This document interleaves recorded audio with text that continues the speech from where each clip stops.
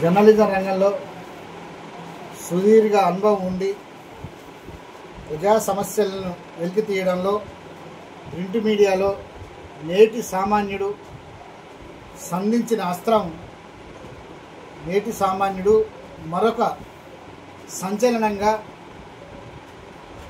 ప్రజాగలం వినిపించడానికి ఎలక్ట్రానిక్ మీడియాలో నూతన పోకడలతో డిజిటల్ విప్లవ సమాచార రంగంలో దూసుకుపోవడానికి సిద్ధంగా ప్రజల తరపున నిలబడి కలబడి కొట్లాడడానికి ప్రజా సమస్యలను వెలికి తీయడానికి ది గ్రేట్ న్యూస్ సిద్ధంగా ఉంది.